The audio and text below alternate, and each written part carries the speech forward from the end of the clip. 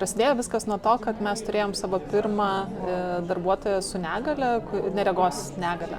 Daug to dėmesio skyrėm, kad ir dar daugiau galėtume priimti, ir pastatą adaptavom, ir mokymus vadovams vedėm, ir darbuotojams tam tikrom grupėm.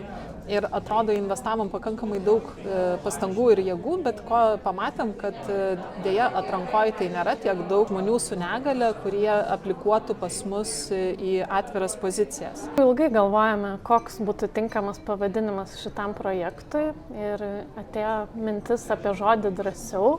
Ir šis žodis iš tikrųjų mums turi keletą prasmių. Tai visų pirma, ugdytiniam, drąsiau žengti į darbo rinką, drąsiau mokytis naujų įgūdžių, įgyti naujų kompetencijų. Ir taip pat iš kitos pusės įmonėm drąsiau atverti duris žmonėms su negale. Šiai dienai programoje turime 9 ugdytinius ir taip pat 9 mentorius iš verslo. Ir taip pat turime 3 mentorius su negale, kurie yra sėkmingai dirbantis. Ir aš stengiuosi visas, kurios atsiranda galimybės, aš stengiuosi jas visas imti ir jomis visomis naudotis, nes tiesiog nežinia, kuri galimybė taps jau tuo galutiniu tikslu, tai yra darbas. Aš manau, pagrindinis iššūkis tai yra darbdavių baimė.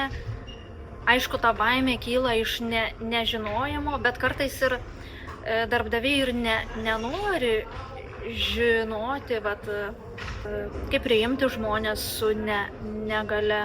Man pavyko tik tai praeiti iki to, kur atsiunčia laišką ar patekai ar ne toliau, kai ten nusiunti savo CV ir motyvacinį.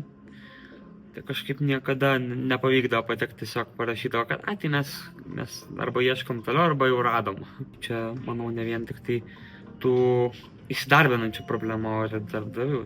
Man labai džiugu, kad mes turim tokias iniciatyvas ir kad yra plačiau pasižiūrima ir kad ieškom, kaip įtraukti kuo daugiau įvairių socialių grupių. Tai aš matau tame prasmę. Irgi išgirdau, patiko viena mintis, kad negalia yra nematoma galia, kurios galbūt mes bijom, nematom, bet tai gali būti labai stipru ir pakeisti požiūrį ir pačio darbdavio, ir kolegų, ir atnešti naują perspektyvą. Labai norim pamatyti pokytį ugdytiniuose, pokytį jų drąsoje, žengti žingsnius darbo rinkoje, mokytis naujų dalykų.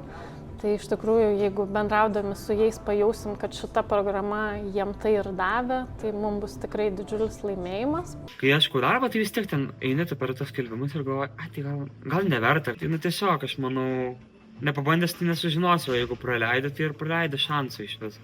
Pradėjau šiaip iš tiesų dabar labiau galvoti net po visų tai vadinių renginių, kad aš gal kažkur dar studijuosiu, bet čia dar toks į ateitį šiek tiek klausimas. Kažkaip man įvyko, toks lūžis ir aš labai pozityviai, žiūriu į visus dalykus ir stengiuosi ir tuos tokius neigiamus dalykus, aš vis tiek atrandu kažkur tai tame pozityvumo.